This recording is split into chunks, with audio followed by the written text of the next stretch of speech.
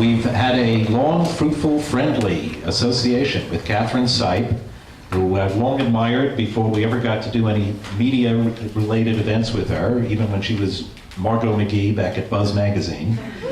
Since then, we've had some wonderful panels, mostly on blogging, last year on television. This year we're continuing that tradition.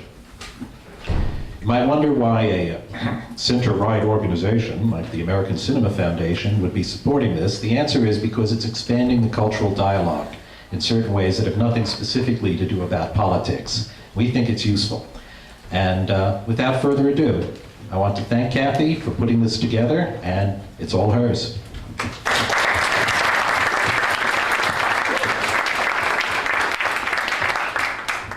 Okay, these mics are all working, or should I move it closer? You know, some people, when we talk about doing a panel with TV writers, the first thing they'll say is, oh, I never watch TV, which, of course, is an absolute bald-faced lie. And I always say, God, I watch as much as I possibly can.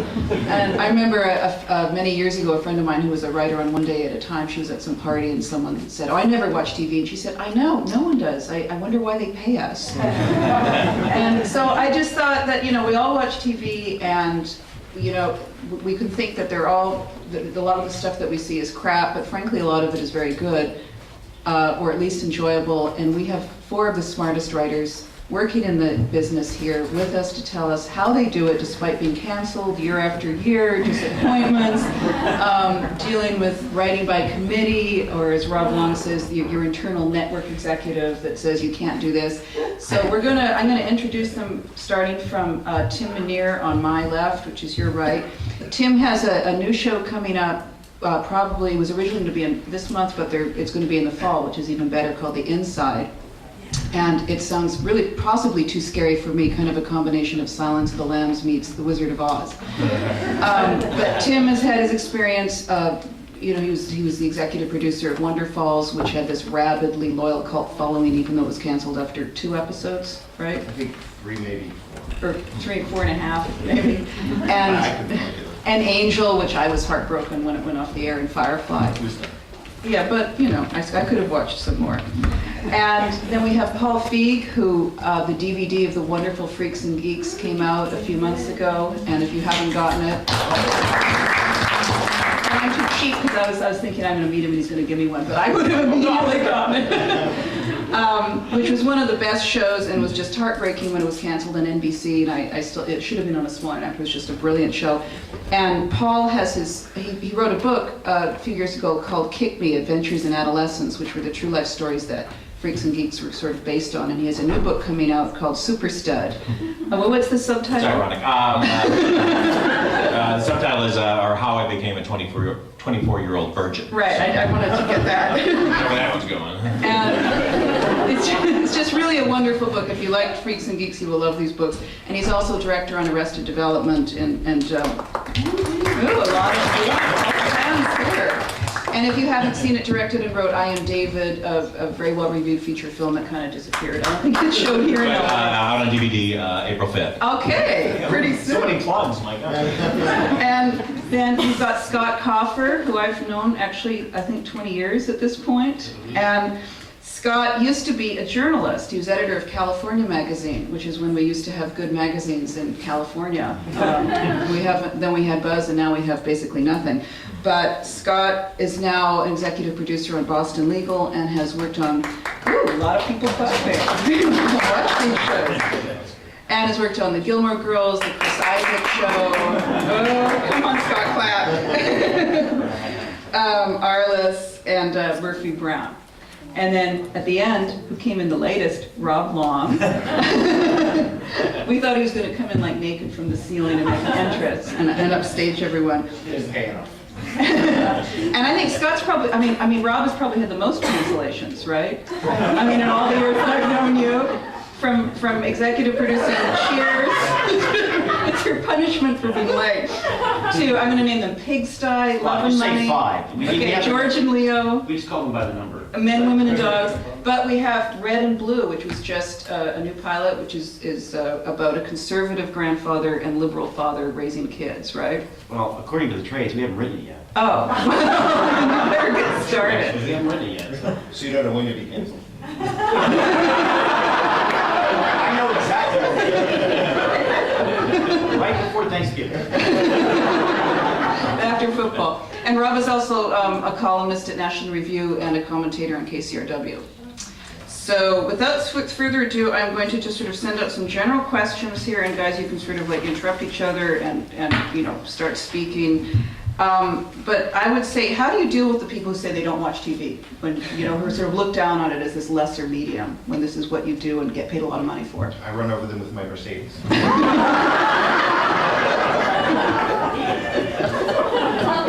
Well, I don't watch TV. So. You know, years ago, the calendar section did an interview with a very prominent executive producer of a hit comedy that was produced at Warner Brothers, starring Candice Bergen. And she said, we never watch TV. We don't even have cable. And then a little later in the interview, she said, I mean, we don't watch TV. All we watch is CNN and the Discovery Channel.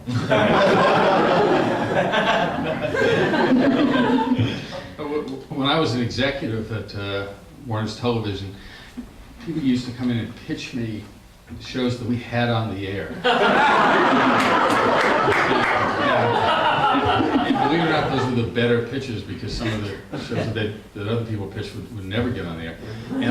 But I used to say to them, but we have that show. I mean, that show is not only on television, we produce it. And they would say, I just don't watch TV. You know, why would I want to be in business with you? Well, it's such an old-fashioned prejudice too. It's kind of, I don't think you hear, you know, younger people saying it, but it's this weird thing. Just like, you know, when I'm working with directors on, like, you know, on my show, you know, any director kind of over 40 was kind of like, oh, you know, if I don't have the camera moving all the time, then it's going to look like a TV show. But then our Jim Cassidy came in, who was like 23 years old. To him, cameras moving all the time was TV, Yeah. because we were always the talking heads. So it's such an old-fashioned prejudice, especially when there's so many crappy movies and there's so much good TV these days. So, you know, throw off those chains. That's true. Why leave the house? Really? You can see it. I think it's important to leave the house. But you got the TV in the back of the minivan, so you know, it makes it easier. Now, what about, and I know, Paul, you wanted to talk about this, particularly the responsibility of the artist to the audience. I mean, there's a lot of people talking about the FCC, you know, clamping down and limiting freedom of expression. But you've managed, I mean, I think there was a scene in Freaks and Geeks where they were watching a porn movie, and I thought it was like one of the most wholesome scenes I'd ever seen. It was a very wholesome and sweet and touching dealing with porn. How do you balance? It was, you had to have seen it. How do you guys all deal, I mean, how do you deal with that, Paul, and all of you, I mean, from avoiding the line between being vulgar and having that responsibility and you know? I find it's like, you know, you can, if you give somebody heroin, then they're going to become hooked. So it's like this whole thing about, sure, we can give people what they want or what their base kind of primal instincts want. You know, you throw girls in bikinis up on the screen, people are going to watch, but, you know, what is the point? You have to have, my mom always used to get really upset about like these talk shows with everybody screaming and yelling. She was like, it doesn't do anything other than it just brings the general mood of the country down, is her feeling. And I think that means it just brings the general mood of you down. You watch that stuff and you feel like, the world's kind of crappy. And I don't know, I just feel like as an artist, you just have to say, what can I do that's going to sort of make people think and not just add to the crap? You know, sure, I can sell something, but the goal is to try to sell it, but also do something that you're going to be proud of. I mean, you know, I want to sleep with myself at night. But your show, Tim, is like... My new book. Your show is like going to be even gorier and bloodier than Silence of the Lambs, the new one, The Inside. I mean, so how are you, and I remember when I heard you talk about it before, you said you have to have character development, otherwise it becomes pornography. But Yes. you are making it sort of lurid. It's lurid. That's what the genre is. I don't apologize for it. I didn't apologize for it on Angel. This is a little bit different because it's not comic booky the way Angel was. But I will say that the responsibility apparently that I have is that I just got a network note because I have a character who smoked, you know, longer. Oh, and by the way, she's played by the actress who played a character on Wonder Falls last year, who smoked. And they said, we don't have characters who smoke on our network. I said, really? Because you had an actress who was the same, and she was smoking. And so apparently I can't show that. Is it just because But you I- smoke? I mean, is it just you're trying to push Yes, around and show yes. that you want more friends around you? Yeah, I mean, yeah, She, no, I when she smoked, she like really obviously enjoyed it. no, she was, yeah. Awesome. Yeah, and plus she was one of the good guys. Like I had villain smoke, like, I'm like, what about cigarette smoking man? Well, he was evil, He was leaving. you know, So you so. can't- You gotta fight, man. Yeah. What about you guys? I mean, you, Rob, and Scott, you haven't really had to deal with it that much, or have you? Well, in the no, Boston we Legal actually, recently? on Boston Legal, we, in pretty much every episode with William Shatner and James Spader smoking on the balcony. This will be very useful to you, because although it's a different network, it's the same studio. Yes? Yeah, but the studio didn't give me the crap. that I The would- network, yeah. Well, and we always get the network, note, it's actually literally part of the boilerplate of their notes. Please be advised that ABC wishes to, something like, refrain from scenes showing people smoking. If you show people smoking, don't show them inhaling. And we have never once this season paid any attention to that note or heard any follow-up. I can't get away with it. Wow. I can't get away with it. We had a lot of resistance to vagina. But on what show was that? That was from ABC. But for this show, the new one? The Well, they haven't seen the script yet, but How was vagina used? The usual, right? I think it's the title. well, I mean, we were just told that that's just a word that when you go, when they schedule, and there was 3 guys in the room. One of the guys. Okay? Does not like that word. Oh. So He gets you leave upset. it if you want, but. You take a chance. So what we did was, we're writers and artists, and we took the word out. At CBS, we had a show where that was not a problem. It was the whole scene was basically that, and they didn't really care. I mean, they said it was fine. I mean, in a way, it's like if it's genuinely funny or interesting, you can make a case for it. If it seems like it's you're trying to get out of something, like you don't have a joke or a line, or you don't have a fix, so you're just gonna get out, and you can just tell. You just know when it's cheap and when it's not cheap. And I suspect there's probably more things. I mean, what everybody struggles to do, writers, anyway, what I do, anyway, I shouldn't say what everybody does, but what I do is you're not going to really tell a new story, right? All the stories are pretty much out there. You're just going to try to use interesting language, which is what we all try to do. Interesting language, or ways of saying something you've never heard before, ways to insult people, or to tell them that you love them, or to show something, some kind of interchange between characters in a new way. And every now and then you come up against a word you're not supposed to say, or a way you're not supposed to say it. I think there's more anxiety from them about people being really mean and cruel to each other. But maybe that's my own. Well, what we're finding is that the chief network anxiety, from a broadcast standards perspective these days, is about commercial references. That if you say, we have a script that we're going to shoot next week that makes extensive use of the word Viagra, at least as scripted. And we know from previous experience this season that they always want us to change that to Little Blue Pills. And I got in a huge argument with the network, what they used to call in the old days censor. They have all these highfalutin titles for it now. But she was telling me that about a previous episode that we absolutely had to change Viagra because the Cialis people would get mad. I mean, it really is a sales consideration thing. And she asked us to change it to Little Blue Pills. And I told her I thought that was kind of silly. And she said, well, Desperate Housewives did it. And that sort of takes the win. But this week's script, it's much more in the DNA of the episode, without boring you with all the reasons why. It's much more in the DNA of the language that we'd be able to say Viagra. And it'll be really interesting to see how it shakes out. Because I don't know, there are 100 references. I don't know how we're going to, not 100, but 40. And I don't know how we're going to change it to Little Blue Pill. Well, we were talking about before about how I couldn't say retard. Oh, yeah, well, And it was a serial killer who was saying it. Yeah. Because it was insensitive. That's Because the serial killer was being insensitive.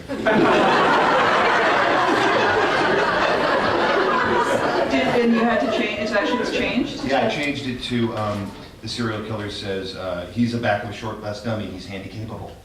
That's still really offensive. It's more offensive. I thought. And also when he, killed serially.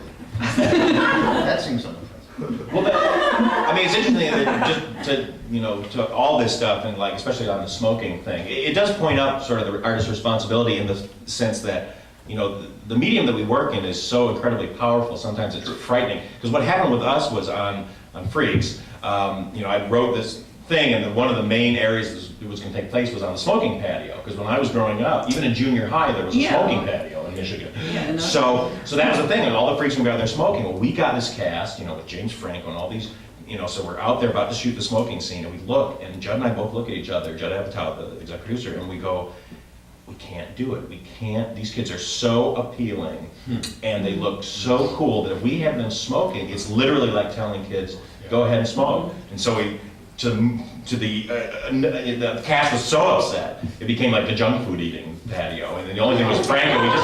We had to bargain with Franco and say, okay, you can have a cigarette behind your ear, and you can play with a lighter, and that's it. And we never showed them smoking. So one episode, he shows up as a badass, and he kind of let him do it, but it wasn't even from the network. So it's just that scary thing of like, man, how much power do we have? Because it's so scary. You how had a powerful. responsible show. Right. Plus, it's also you were trying to get kids, so. Yeah. Yeah, but I get canceled. People will buy the DVD. but I think you're going for a different crowd, so. Well, no, but what you say is actually true. And on Wonder Falls, I had a character smoking, and it's interesting. I hear what you say, and actually, I'm starting to hear the message that the network was trying to tell me. Right. But I'm only hearing it from you. I don't hear it from them. Because when they talk, I hear the adults and the peanuts cartoon. Commercial considerations, who cares about that, so. But, this is America in 2005. I mean, in France, they're not talking about you can't have people smoking on TV. I mean, they're just, they're smoking all the time. I mean, they still smoke openly in places like that. You just made me like the French. For me, it's more like it's hard to remember. I mean, the actors are actually real people. And so, especially when you're doing kids, you have a scene with kids, they are also children. They're not just playing kids, they're kids too. So we did a show where we wanted the goofy grandma to explain to the older kid who'd been caught masturbating. I'm just now understanding the cancel. And how did you describe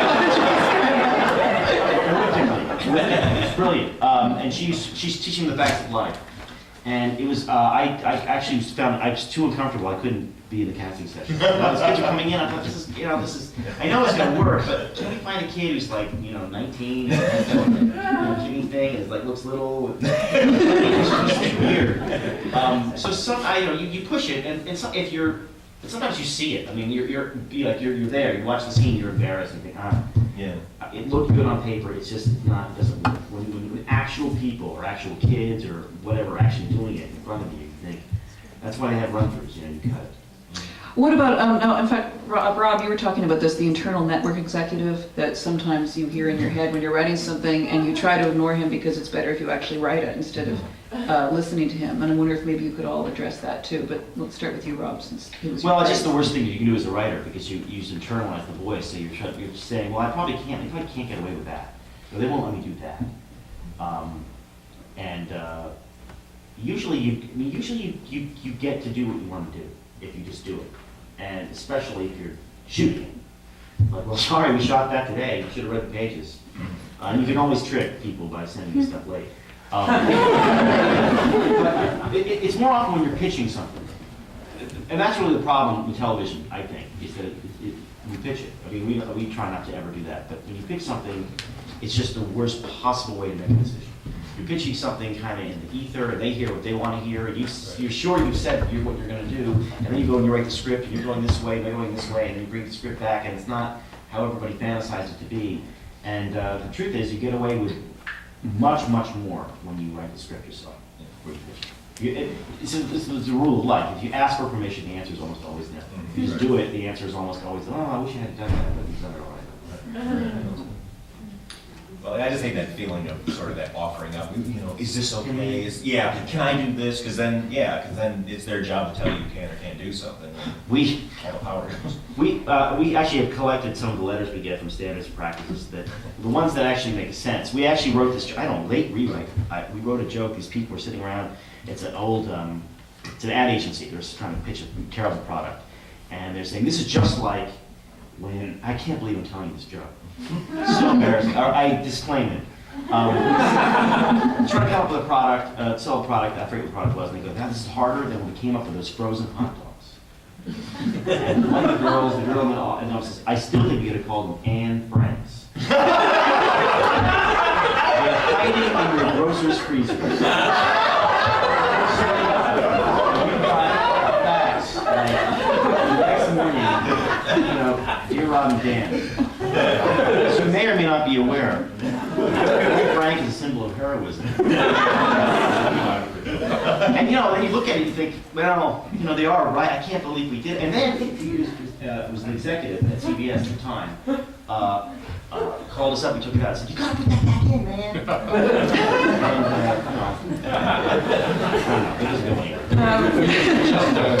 We just got a note a few days ago. We have a script that had a scene where a teenager is being confronted by a guy who's pretending to be from the FBI to confront him over some stuff on his computer. And there was the stage direction. It wasn't even a line of dialogue. There was the stage direction that said at the end of the scene, after the final line of dialogue has been directed at the teenager, it says something like, the kid turns, looks at his computer screen, and pisses himself. Which, to my mind, clearly meant he's really scared. So the network censor wrote us a note. It must have meant something else, because the note was, please do not show him pissing himself. And it almost makes you tempted just to shoot the scene. Effects, cue now. So that was one of the few ones where we said, okay, good note. We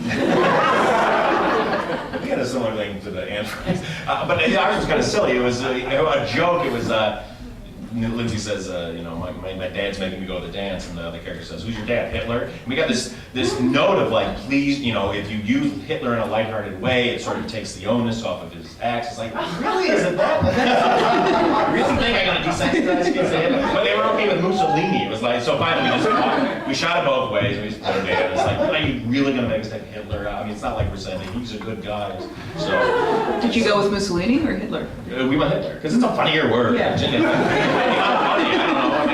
But what we did actually, we had a show about Lindsay smoking pot and decided, hey, let's just go confront the beast. And it countered what I said earlier about giving them power, but it was like we literally called standards practices, said, we're going to do a show about drugs. What can we do? What can't we do? And what they ended up telling us was we could do way more stuff than we thought we could not do.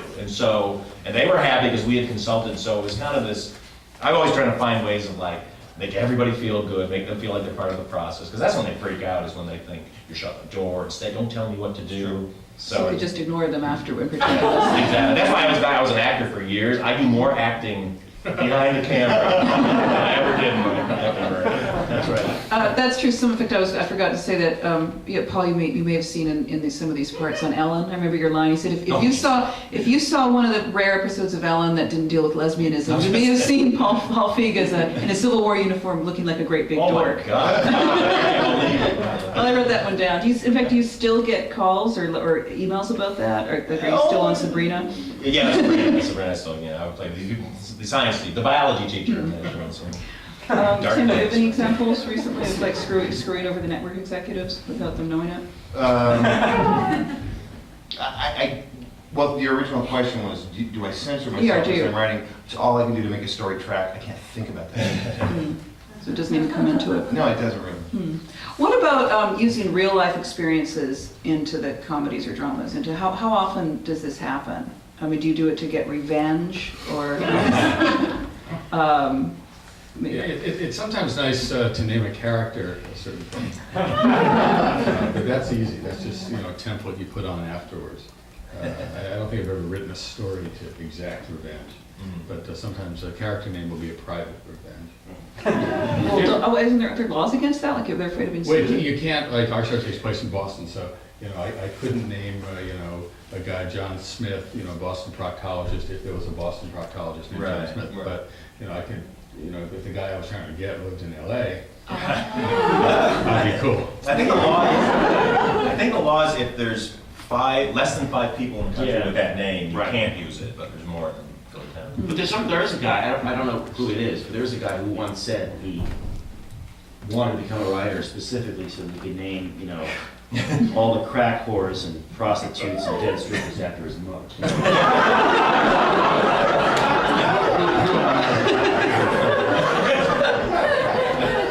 Did he ever get married? I don't know the gentleman. I'll show you, Grandma. Did you watch the show? Oh, her name Esther? Thank you.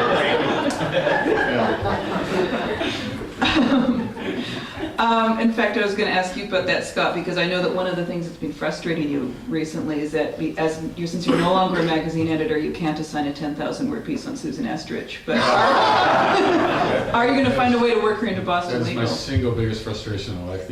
I just think that's the greatest story out there now. It really is. But she's I'd not like to gonna- read a 10,000-word story. If anyone Well, I would mean, like she's to a read lawyer, it. you could have her, how often, yeah, that's what they used to do. How often do you guys, let's say, just read the news or, get influenced by things that you read in newspapers or magazines and I put it read in? all their blogs. I don't know how many of these well, we have some bloggers out there. I'm addicted to the paper, although this week I not read it because we're heavy in casting, so. If I get really busy, I can't, my brain won't take it in, but I stack them up like a crazy person.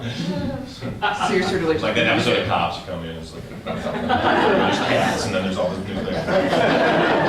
And how about just the continuing frustration of having shows being canceled when, the audience likes them, they're critically acclaimed, or maybe not, but, especially when that happens and it has an audience and yet it just keeps, going down the tubes. How do you keep on going? Millions of dollars.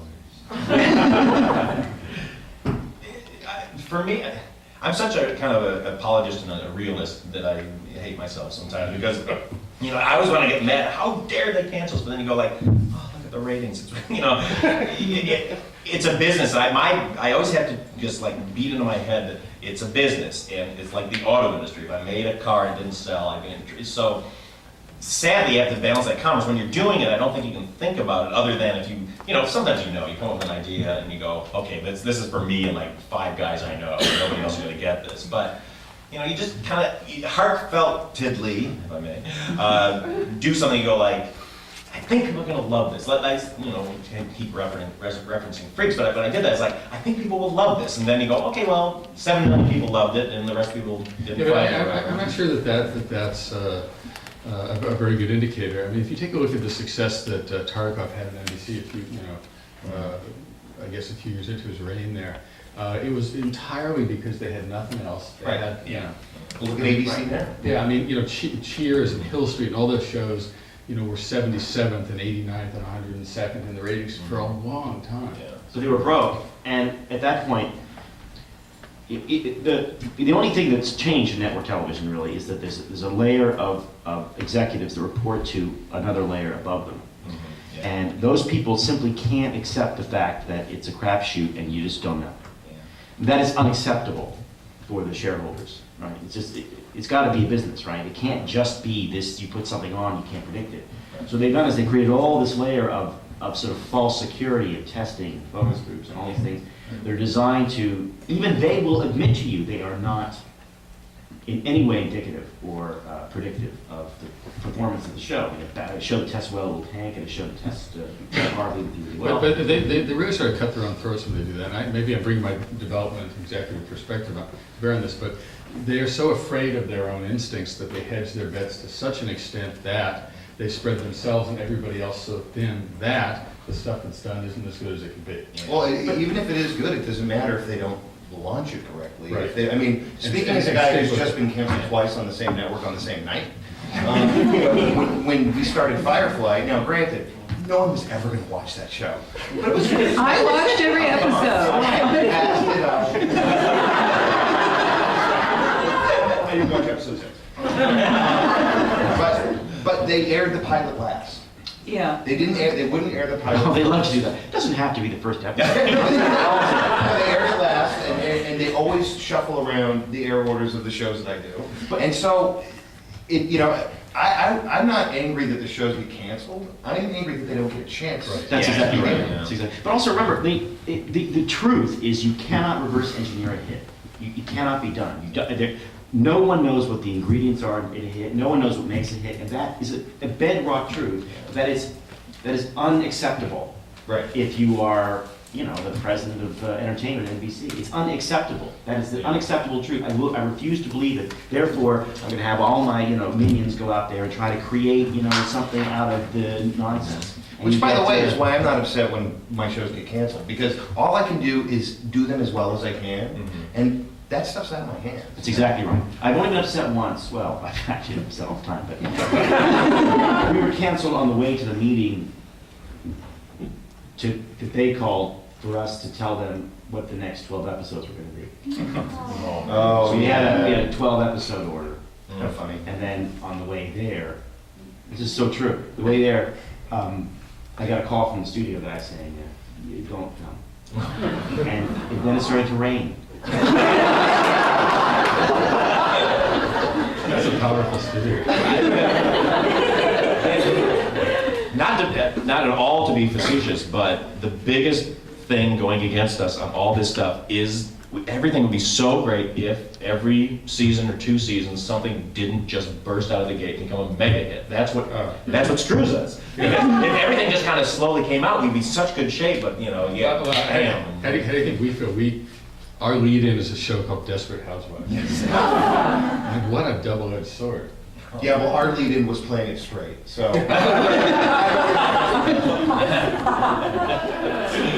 I think that I'm going to open it up to the audience at this point because I always get very angry when I'm sitting in the audience and nobody lets me ask questions. So why don't we do that? Way in the back there, let's start.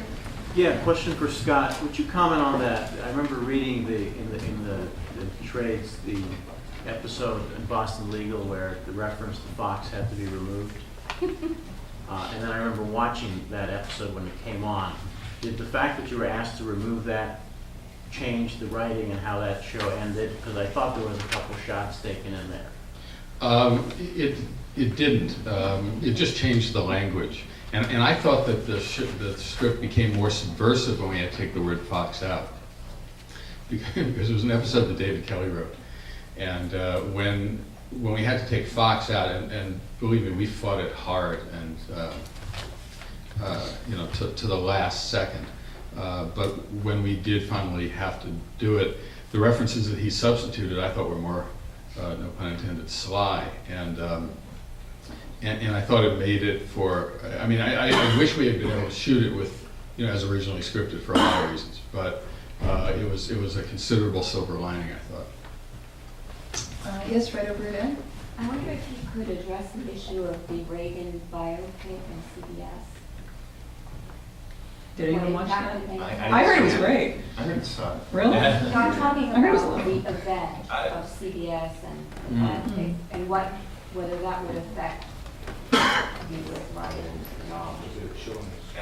Or I personally talking find about it. self-censorship I or. find it chilling. I find it's great in our country that a movement of people, can stop something. I think that's cool. I do find it a little chilling. Just I don't know. It's. Will it have any lasting impact on writers? I don't think. I think you just kind of do what you do, and you hope you don't get caught up in that. But at the same time, I guess if you really wanted to kind of go after, I don't think anyone was going after. I personally don't think anyone was going after somebody, but I think it will make you sort of go, oh, maybe I shouldn't touch this person, or maybe I shouldn't touch this story. The thing that bothered me about the Reagan biopic was, the liberty that people feel that they can take with either living people or recent historical people. I remember after I saw JFK thinking, why don't I just make a movie called Oliver Stone? And just invent shit. Good idea. What would you invent? I mean,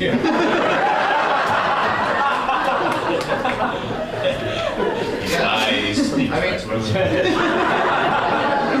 It doesn't affect what I do on series stuff. I don't know what it would do to somebody who writes TV movies, for instance. It's a little bit different. but that sort of, I didn't see it, so obviously I'm an expert. It smacked him a hit job. Like they wanted to make a point, you know, they wanted to, you know, kind of put him down. I mean, the irony about it is that it's recent history. It doesn't really need to be on TV. If you're going to actually do something for the public good historically, I mean, most kids think the Civil War took place in 1949. How about you tell that story? What happened for 200 years before Reagan? And when you get up to Reagan, you can do whatever you want. But I do think the FCC thing, the Janet Jackson thing, has affected what I do, because the network is so skittish now that they're just looking for offense, and I get notes on things that just I find crazy. You know? The network censors on the Reagan biopic, they only worry about vocabulary essentially? No, I think that the Reagan biopic was about, there was some public pressure brought to bear on the network, Right. and they were afraid. Yeah. So they pushed it into Showtime, which was, you know, one of their other outlets. CBS owns Showtime, I guess. I'm saying the censors were not able to predict that, obviously. Yeah, no, I don't think anyone at CBS really understood that a lot of people would be upset by that. And also, the standards and practices only focuses on a handful of things. Clearly smoking.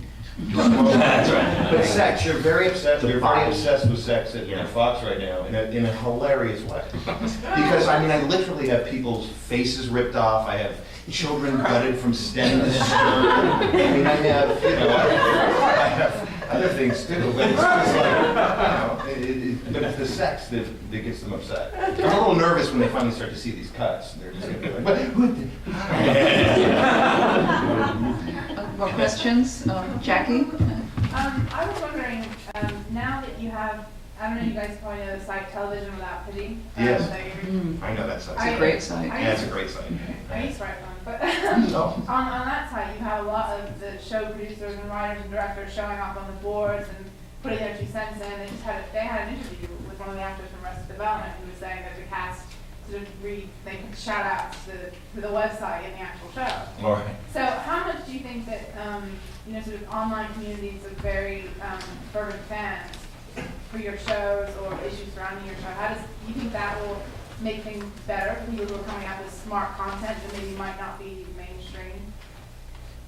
I don't know if this answers your question directly or not, but I found that this web, you know, the whole websites and the interacting with the fans is the greatest and it's the worst, because it's great to be in touch with these people, but what it does is it completely skews your sense, because you go like, look at all these fans, all these people, they love us. It's like 200 people, you know, so you know, all these fans, and like, who gives it, you know, we had 7 million viewers and that wasn't enough, so it makes you really lose your perspective on stuff. Didn't it sort of keep Freaks and Geeks on the air, you said at the time, a little bit longer than I mean, it created, I just think, the sad thing is, I think the very first, I forget who it happened with, somebody kind of got another season out of it. I don't know if it wasn't Buffy, but it was one of those shows. But then very quickly, the network figured out what I was just saying, which they go like, oh yeah, okay, we got 1,000 nasty letters. Who gives a shit, you know? But that's when I get upset then, because like with the Reagan, but then it depends who the nasty letters come from and how organized they are and what, so, you know, I don't know. I don't know, online fandom has been really instrumental in my career, because I've done mostly genre shows, and I think that maybe the support for writers and producers and the makers of television shows is bigger with genre fans who are very smart and really understand what goes on behind the scenes.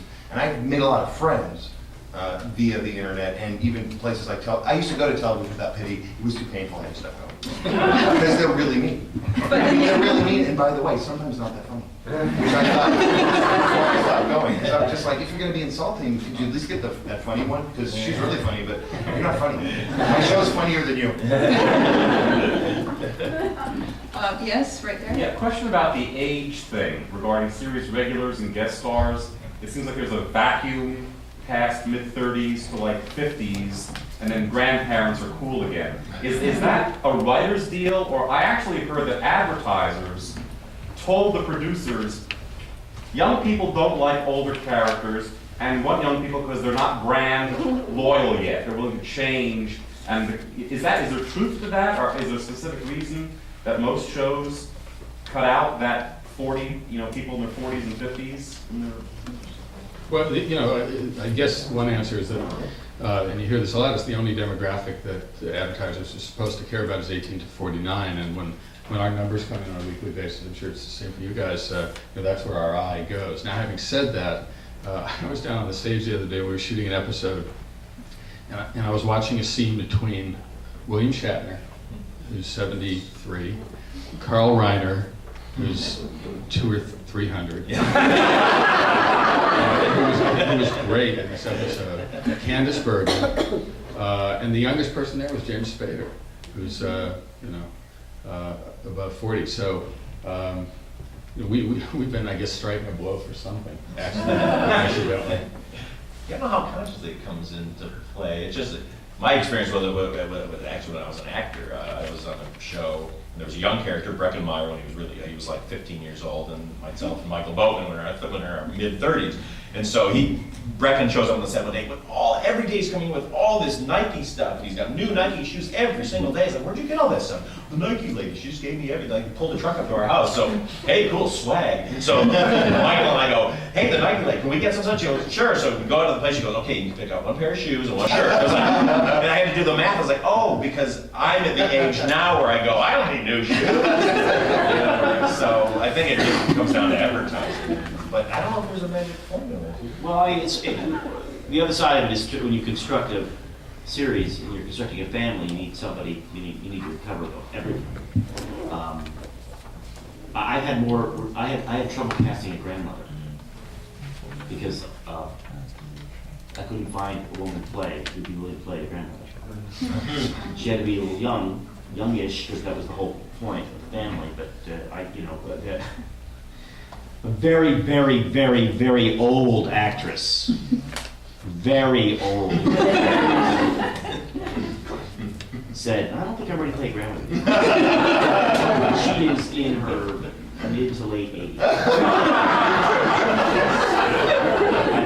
I mean, you get the message. She doesn't feel like this is a joke, right? 900, we couldn't get completion bond with her on the show.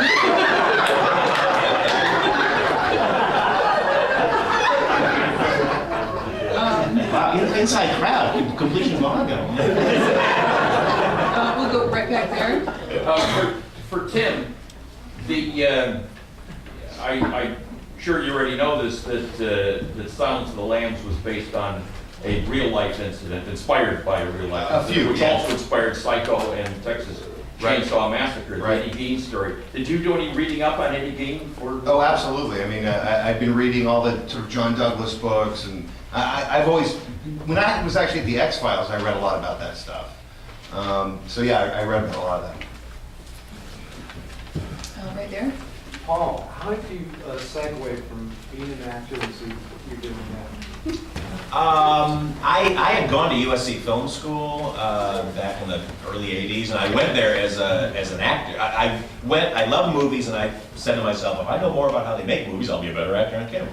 And immediately fell in love with the filmmaking process. But then went into acting and stand-up comedy and all that. But the entire time I was doing it, I was always writing. So when I was a regular at 5 TV shows, it all only lasted a season. But when everybody else was out socializing, I would be writing a spec episode for that show to try to get it on, and then they'd like it, and then it'd get canceled. So I couldn't do it. But so I always wanted to do it, and then and I kept wanting to force myself out in front of the camera, behind the camera, and finally, when I was a regular on Sabrina the Teenage Witch, and it's a hit, and you go, fine, this is what I wanted. A hit show is going to go. So I took all my money and I made a low-budget movie that summer. And when I finished it, spending all my money in the editing room, and I got a call from the show saying, "Oh, we're going to write you out of the show." So I was like, "Hey, I'm broke. Okay, great." So that was sort of the final kick, and I don't like not having control. I'm a kind of a control freak in that way. So it's more fun for me to get a great performance out of people than to know I can do, this is my limited palette that I can do. So I kind of live through everybody now. And didn't you start writing when you won the $25,000 pyramid? Yeah. And you bought the IBM Selectric and started writing? Yes, I with won $29,000 on the $25,000. $29,000? How's that possible? May I, well, you have a few bonus rounds, lead press on nails. Real quick story. I'm casting a show right now called Early Bird that I'm directing. It's somebody else's pilot, and it's all about a retirement community. So we're seeing all these older actors. Well, my celebrity who won me the money on the $25,000 pyramid was Lois Nettleton. Nice. So, cut to today, we're trying to cast this. bring in Lois Nettleton. So she comes in, so she's currently the top contender for this role. And I'm like, I'm gonna get her this part of it kills me, because she can't even hurt me. Fingers crossed we can do this. Yay for Lois Nettleton. Yes? I have a question. When you are writing, do you have like certain requirements from the network in terms of satisfying certain racial or nationality profiles? Yeah, I forgot, remember the diversity stuff? That was like about 3 years ago? Still going. Is it still? I thought it- I thought it was- Yeah, they once wanted us to mix up a family. Ooh, which one? No, I don't know. Let's just think about it. They don't care. They just want you to. Someone's got to say it's kabuki. Someone's got to say it, and you have to nod and do your thing. But it's not. I mean, it's never been a problem for us really, because if you do a family show, which we've only done one, we're doing one now. It's sort of like, well, you make a decision early on, and that's what it's going to be. Yeah, it's not a problem for us either. I mean, we have that at my network. I would do it anyway, so it's not a problem for me. Can I ask a Sure. follow-up on that, Tim? When you have your victims and then your bad guys, Yes. do they pressure you to have, for example, fewer stereotypes about Yeah. minority? Well, they don't really have to pressure me because I really don't go there. So, in fact, a lot of times on a show like mine, there's usually, guest cast. It's more or less procedural, and most of the guest cast will either be victims, or bad guys, or red herrings who seem to be like bad guys. And a lot of times I'm just saying I need a white guy because the last thing I want is the one black character in this guest cast to be the bad guy. So I kind of just push it myself a little bit. So that's already internal to what a lot of writers and producers are doing anyway. You don't have to hear from us, but. Well, we do hear about it. And as a matter of fact, I had a regular on my show who was African American, and the network made me fire the one African American on my show, and I have recast it with a white woman. What, they just didn't like him? They or- didn't. I think they were punishing me. And so, if you're going to punish me, fire someone else. That's what I would say.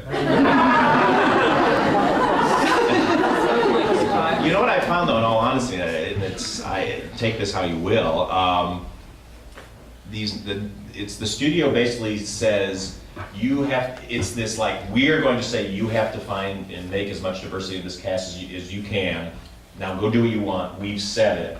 So it almost makes them kind of blameless, and then, and I don't know if that's good or not, but it's. That's how it happened when that character got asked, and I said, I know another great actor who could do this. She happens to be white.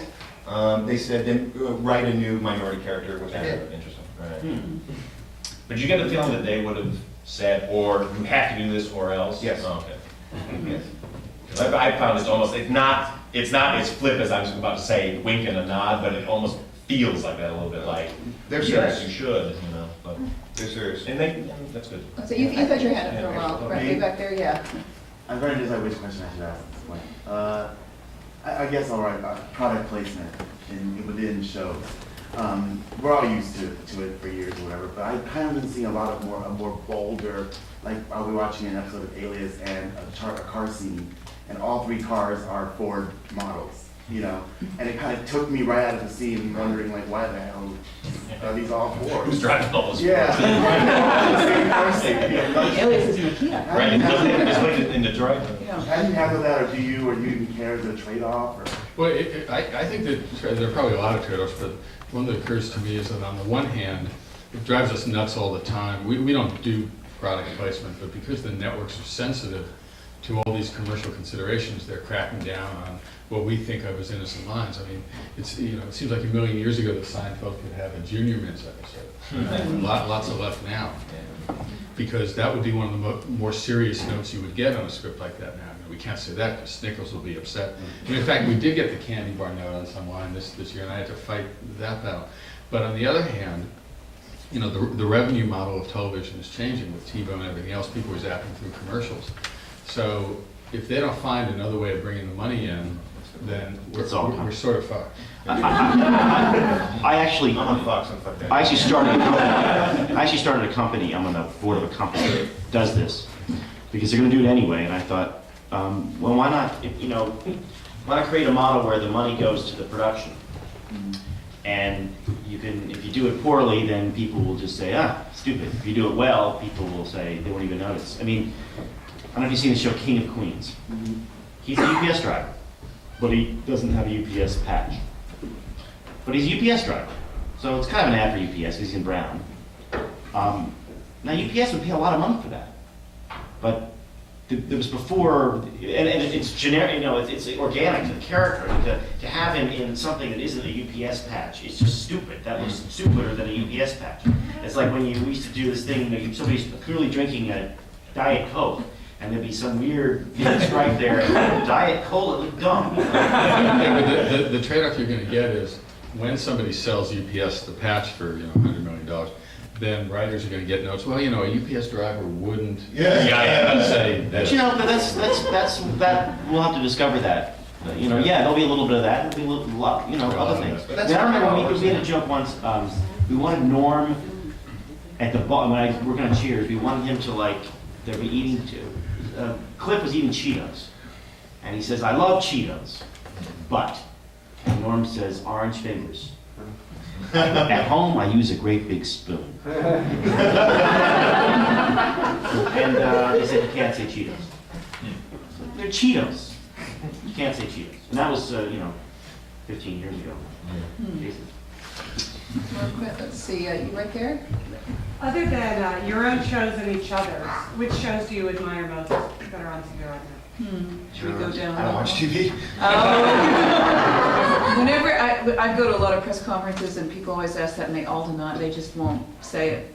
I mean, well, I mean, I watch. What do you watch? You must watch stuff that you enjoy. Well, I mostly don't, seriously, because I shoot one of these things every 8 days. So I'm mostly just writing, or I'm in the cutting room, or I'm trying to break a story. I'm behind. When I leave here tonight, I'm going to probably have to write 20 pages because I have to do that. But when I watch TV, I watch it on DVD.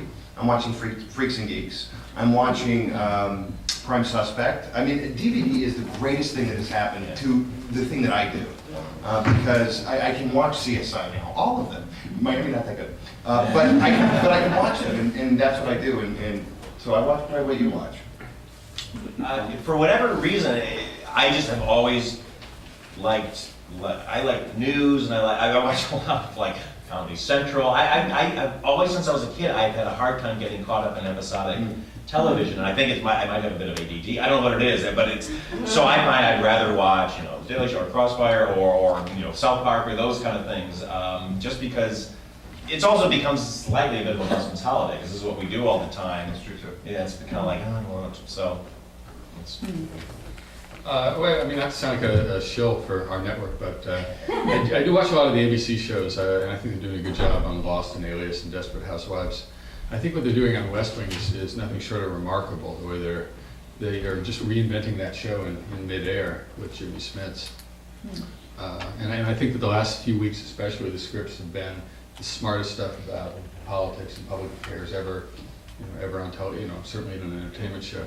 And then on A&E, I'm a sucker for Airline and Dog the Bounty Hunter. I love Dog the Bounty Hunter. I can't get my wife to watch Dog. Oh, there's something about dogs. I'm a writer on a deal. I watch TV all the time. You catch up on TiVo. That's what TiVo's. You catch up on stuff you haven't seen, and and there's like shows that you missed that everybody's seen. Like I didn't know Jimmy Smith was on West Wing. I've never seen an episode of West Wing actually. There's I mean, this is embarrassing, but I was sick 2 years ago. I had the flu. I was home for 4 days, and I TiVo'd That 70s Show. So I'd never seen it. It's hilarious. It's hilarious. And then later, because it fell apart like everything does, but and then Malcolm in the Middle, I've never seen. I just watched like 4 or 5 of those in a row on TiVo. It's a great show. I mean, maybe I'm just the lowbrow at the table. But on the other hand, I don't think there's ever been a better show than Sopranos. The great thing about TV is that you can tell these long stories. You can tell these stories that don't have to pay off. You're talking still sort of a character, and you can kind of like, even in half-hour comedy, you can just kind of tell a long story about people, not getting along, and you're not constantly forced to have that feature moment, the third act of a feature. You don't have to do that. Right. Yeah. And that's kind of the fun of it, and that's why shows like Sopranos and those shows are so interesting because they They sort of just take this hugely long view, which is kind of fun as a viewer. More question right there? But on the other hand, well, do you ever write thinking in terms of syndication? And does that mean that you can't have, you know, you have to go with the Law and Order kind of model if you want to have something syndicated for the rest of the Well, so I don't do drama. And in half-hour comedy, the rule is male-driven half-hour comedies syndicate, female-driven half-hour comedies don't. Because men will watch reruns, especially because they've seen the episode 90 times and they know that they're going to like it. And women think, I don't want to watch a rerun, I already saw it. And so, yeah, in the back of your head, you're thinking, what I need is a really great male-driven half-hour comedy. But the truth is, it comes out the way it comes out. And, you know, and again, you can't reverse engineer a hit because then somebody's going to make a lot of money with a female-driven half-hour comedy, which they haven't yet, by the way. Oh, no, Murphy Brown. So, But it doesn't syndicate well, though. I get those checks. Oh. Mary Tyler Moore, Rhoda, you know. But those But are didn't that kind of die on DVD, Mary Tyler Moore? Like they released the first season and then like nobody bought it. Yeah. But we all liked the reruns. Lucy. Lucy. Who's that? I find that I always kind of have an idea. I go, oh, this would be really good, but then I go like, oh, but I can't write it because of the interest. then here's this really great uncommercial idea that I really driven by. So Yeah, the network wants closed-ended shows. That's what they want. That's what they think I'm giving them. It's really not. Let's see, way back there. I was thinking about the kinds of things that happen in the testing. I am a recovering focus group moderator. I'm now on the other side and I'm terrified of pilot testing. And I'm wondering if you guys have any hope to hold out. And two questions. No, that's what I was afraid. But do you have any war stories of when maybe you tested badly and you won anyway, number one? And number two, you get more leeway, you get more lead time on an HBO or other kind of cable than you do on network? You do, because they can't change it. You know, you spent all that money for 20 episodes or 15 or whatever it is, 13 episodes of Carnival. And you put it on, and I know this for a fact. It's sort of an interesting show, actually. Not my cup of tea, but you know, the first 8 episodes, 10 episodes, they were not happy. The network, HBO, because it was a bizarre show. What the hell's going on in the show? They already paid for it. They can't stop it. You know that. My formula is this: like, what's doing what? For, you know, except for a couple weeks ago, the most financially successful shows on television were reality, right? It's reality. You put the camera there, and either something happens or it doesn't. But you can't. So network executives saying, "Do you think maybe you could?" I mean, these are real people, right?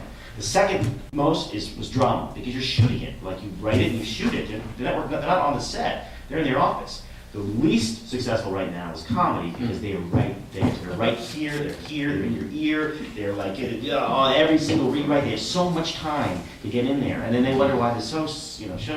Although I have a little war story, it's sort of a little off to your point, but it's off of what you just said, that when we did the pilot, when I was an executive at Warner Brothers, and we did the pilot with Diane English and Murphy Brown, the premise of the pilot was that Murphy Brown was a recovering alcoholic who had gone to rehab, and in the pilot episode you meet her deep into the episode, like 10, 11 minutes in, when she gets off an elevator coming back from the Betty Ford clinic. And CBS had the note that she can't be a recovering alcoholic, which they gave us sort of late in the process. They said, well, we said, well, so, you know, that throws the whole, no, you know, you can still do the pilot, just, you know, fat farm. And we said, no, it's not the same thing. So they were persisting with this note for about 2 weeks as we were, you know, building sets and everything else. Then the writer's strike came. And Diane English was prohibited from making a single dialogue change. I'll never forget the day that the CBS executive, the VP of comedy at the time, who I guess didn't understand the full import of the writer's strike, showed up on the set as we were rehearsing the show that we were going to shoot like 3 days hence, and it still had all the, to him, offensive language about her going off to rehab, and he like backed me up against the wall. What the hell? Writer's strike. It was the highest testing pilot they ever had. But it is a disaster. There is no hope. It's shocking. I go to all of them, and it's shocking. I mean, you can get 16 Americans in T-shirts to agree. I've seen someone, you know, how do you like the show? I loved it. And by the 20 minutes later, I hated it. Yeah. You didn't get them to say anything. I mean, absolutely. it's also it's so stupid because, and they know it doesn't work. I mean, I got, you know, we did just my war stories. We did a great pilot for CBS last year. I don't say that about all the things we do. Actually, I do. But it was really good. And there was some testing. It was a little racy. And so people they answer the questions in a weird way when you're doing focus groups so that you don't know whether they're saying, and also Americans now go to focus groups say, I think this will play well. People will enjoy this. Did you enjoy it, right? So they called us up and said, you know what, we had a higher testing pilot, we got to put it on. It's the John Goodman Show. And I said, do you think the John Goodman Show is going to be a hit? And they said, no. I'm not kidding. I did some of the pilot testing, and it really was scary. The way that they do it, it isn't done in a way, it could be much better. It actually, there is a way to do that where they could get good results, realistic results, and useful results. But they're tending to go by this formula, and it's quite... The only thing I ever found useful about pilot testing was that it gives you an early indicator of what the network is going to find out, so you can argue against it. That's true. But that's the old days when you were in a studio and you had somebody, you had the people paying the dollar, actually paying the salary on your side. Now that's the same person. And I think the problem with testing is it forces an audience to watch something very unnaturally. Because, you know, when you sit at home, you go, I'm tired, and I'm like, okay. But you go, watch it and judge, so, when you got the thing in your hand, who processes that way? Sure. So everybody becomes this sort of, you know, film school teacher. And what's that? I didn't enjoy it when the villain did a bad thing. Yeah, exactly. We just tested our pilot. We just tested it about 2 weeks ago, and actually, I found it instructive because there were certain things that I kept hearing. I mean, it's not that I was putting a lot of stock into sort of the science of it, although I do think there was something to be said for it. But what I did understand were things that weren't landing, things that were not clear. That's true. And I went back and I addressed my cut. However, we tested Wonderfuls, and we were mid-season, so we had a lot of time to make a bunch of episodes. And we actually made like 9 episodes before we were ever on the air.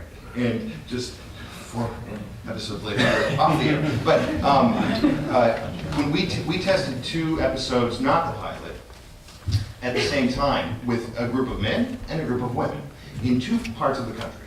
And what they did was they all watched episode A at home.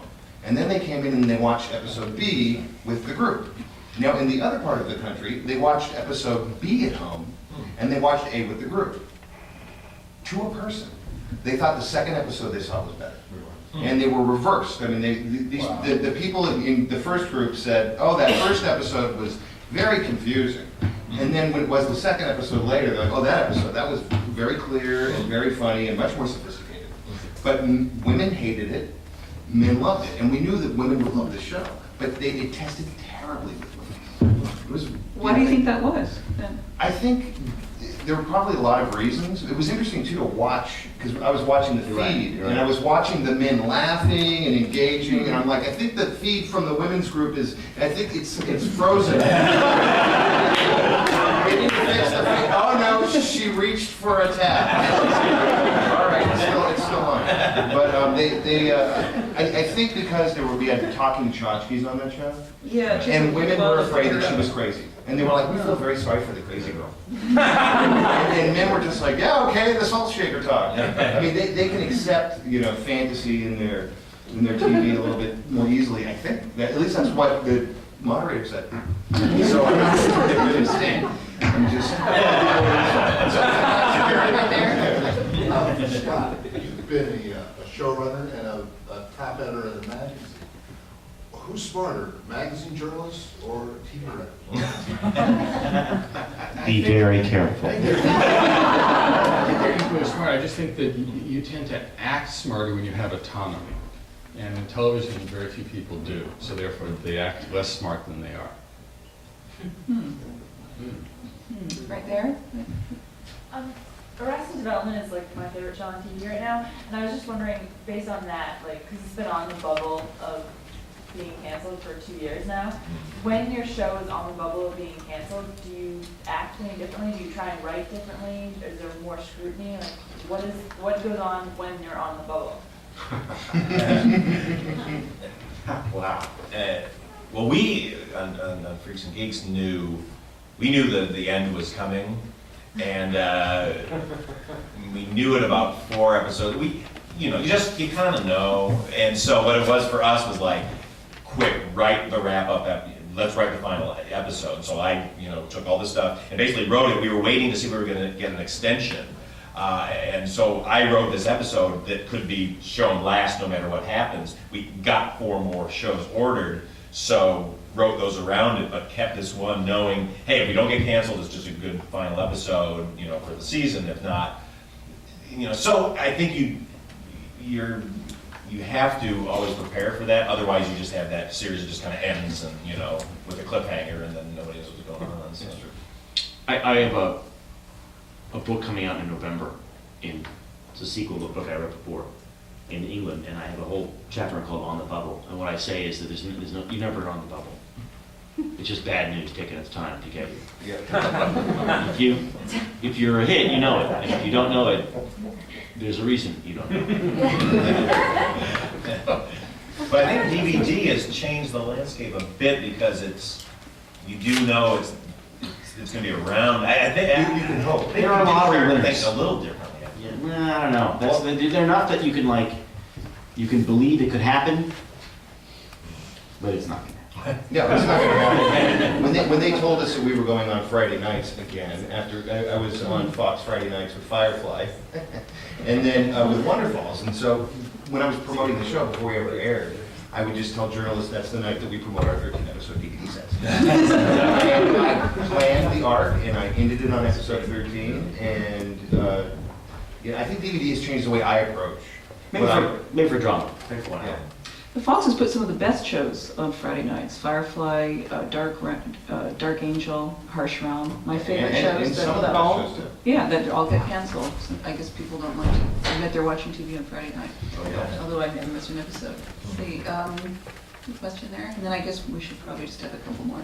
Well, this sort of addresses, Scott, what you said about I can't remember exactly what you said about smart actor, smart writing, or something about parameters of. Well, smart actors, though. Who said that? You're a sex What I was thinking about, the television writing is somewhat prescriptive and somewhat proscriptive, and which I think you've all more or less admitted in terms of like dramatic structure and certain things to deal with, and having to deal with the networks and having to sell to 7 million people won't do because you're going to get canceled. And so what I'm thinking is that since you're all writers, if you yourselves are in any way writing other kinds of work for other kinds of medium, like maybe short fiction or novels, and by novels I don't mean Jackie Collins, I mean somebody like Ian McEwan or somebody where you're trying to take your writing and your imaginations into entirely different kinds of places where you can be riskier or more niche. You only have to sell 50 or 100,000 novels or whatever, if you know what I mean.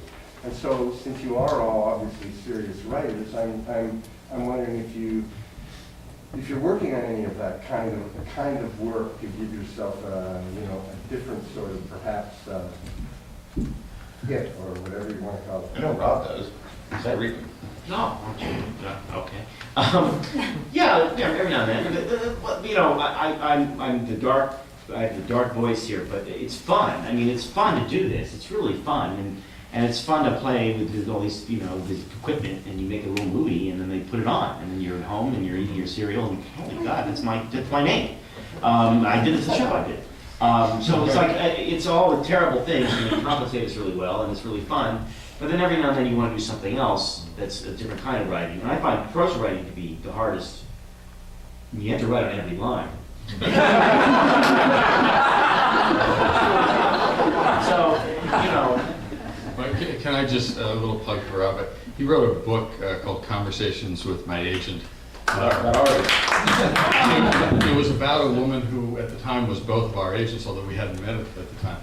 And if you know her, I mean, he got it spot on. Even if you don't, it's a great book. I highly recommend it. I should have mentioned that it's one of the funniest books I've ever read about show business. It's just hysterical. great. And it's not even out of print because you can get things via El Libris. It's out of print. Well, then not out of print. You can go get it easily. I think we should just have 2 more questions and then we have a lovely reception. Let's see, way over there. When you have a show that you're pitching, do you have the network in mind when you're starting to pitch or preferences, or are you just happy to get it on anywhere that will take it? And how do you approach that strategy of where to take it first, or do you just send it everywhere? I think every pitch begins with, I don't do this for HBO.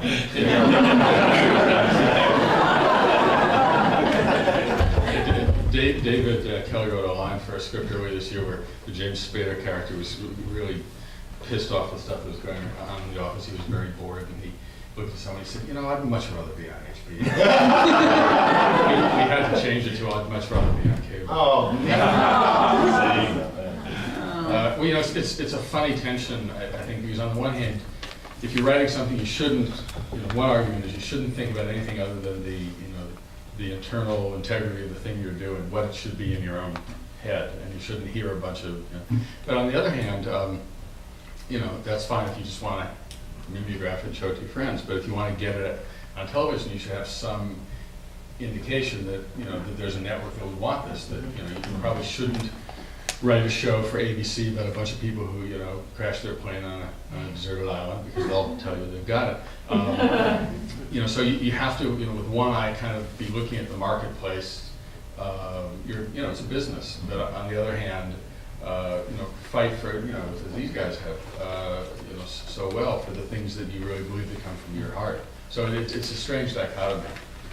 I think you also kind of know you know what network will be a better home for what you're doing. Because, like, I wrote a pilot and it was for Imagine, and they had just had a deal with Fox, so they were like, we're gonna sell to Fox, we can control it. And I was like, my show on Fox will not be hip. If I get to do this show on CBS, it will be a hip show for them. But they maybe go to Fox, and exactly what I knew would happen. It wasn't hip enough for them. So I think you know, you got to develop that sort of, okay, we'll go here. Also, the networks are the worst judge.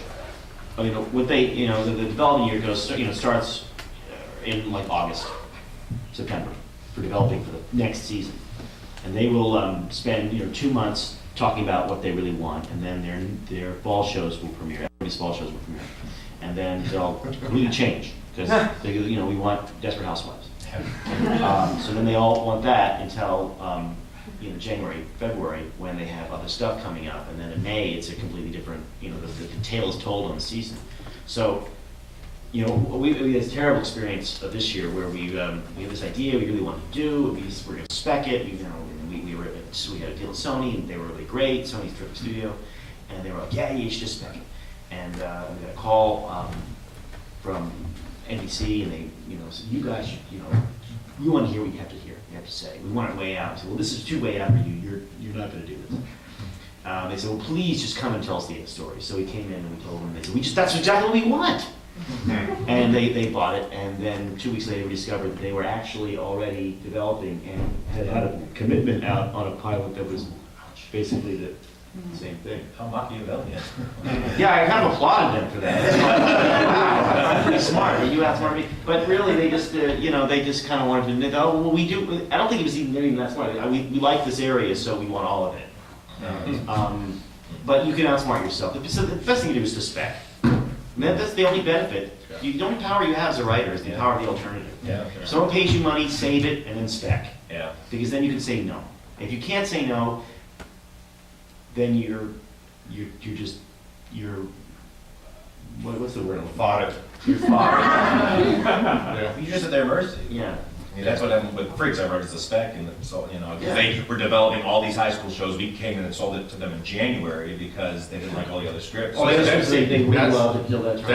the other secret, that they think all their scripts until they read them, all their pilot scripts when they're waiting over Thanksgiving and over Christmas to get these scripts, and they think that they're all going to be amazing because After all, they gave such smart notes. And then they get them and they're not exactly what they had in mind. You slap a spec script on their desk in January, you're gonna have such a better chance of getting that thing picked up. Here's an example of that. I'm doing this pilot at ABC now. That we weren't involved with. I mean, we had nothing to do with it. And they called in, 2 weeks ago. And they said, we have this pilot idea we kind of want to do. The script came in. It's not really, it's not really what we want. We want to change it. Are you guys interested? And we, no. And then other conversations ensue. And then suddenly you're interested. And so we had a meeting last week, and we said, well, yeah, the script's not right. We're going to change everything. But we hear what your idea is, and basically it'll be that. And they said, okay, let's make it. And I got in my car, and the phone rang. It was somebody, producer. They said, what stage do you want? I'm like, well, I don't know. Who are the character? I don't know. We're writing it now. We kind of hit act break on Friday. But it's like, and you want to say, well, at some point, wouldn't you say to yourself that maybe the process that we pay all this money for from August to today is a waste, and all the people in the room in the meeting are.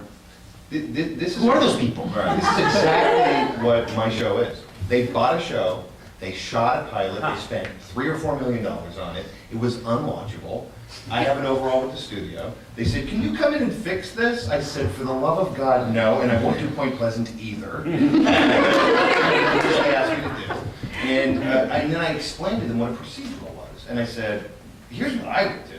And they said, great, do it. Right. And so but you're in a meeting with like a dozen people. No, I'm like, because they don't want to lose the money that they just flushed down the toilet. And so I wrote a new pilot. We shot it before Christmas.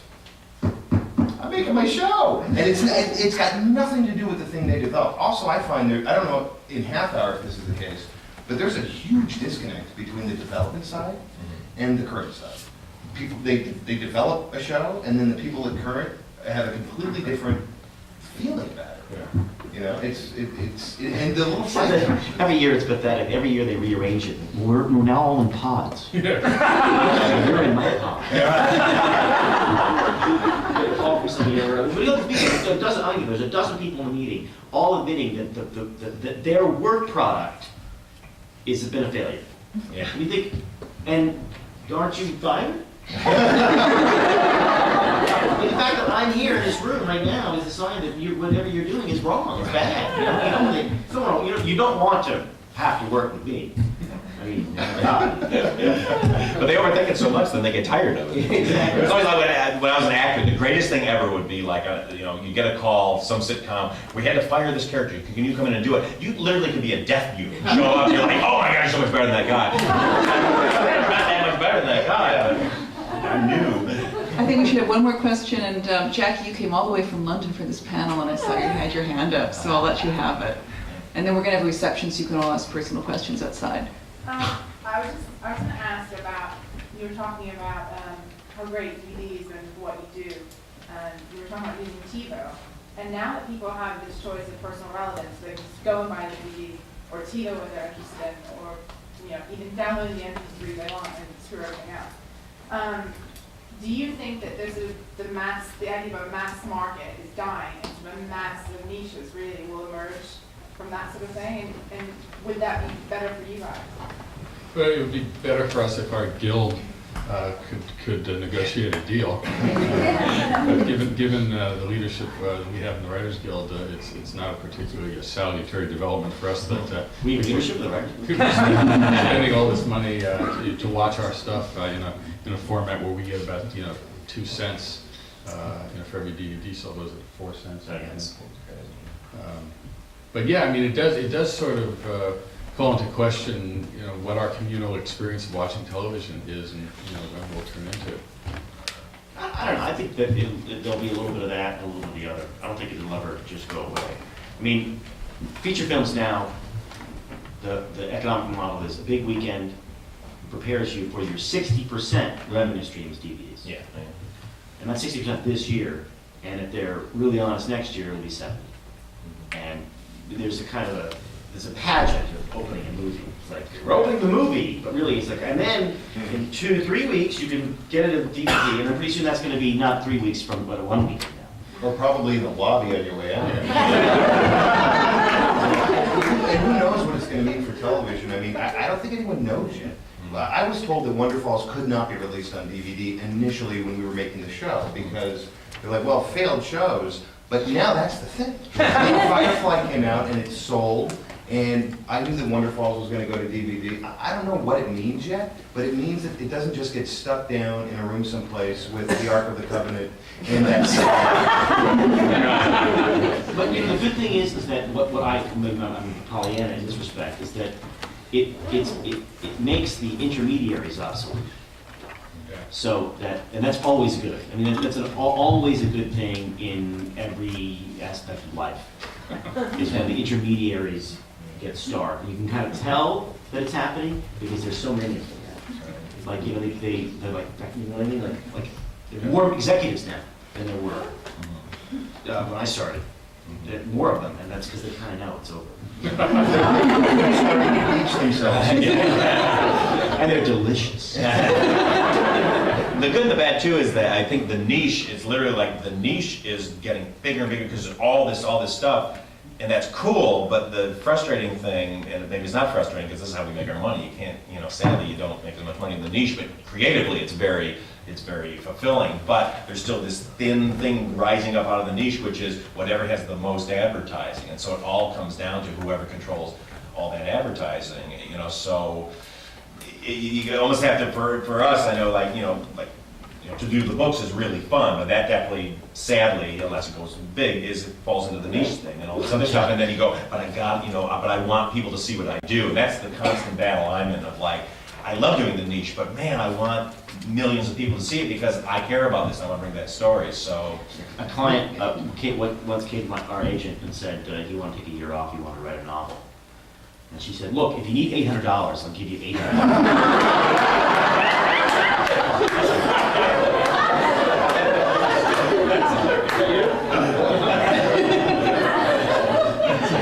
And on that note, I think we should all, I want to thank our panel for joining us.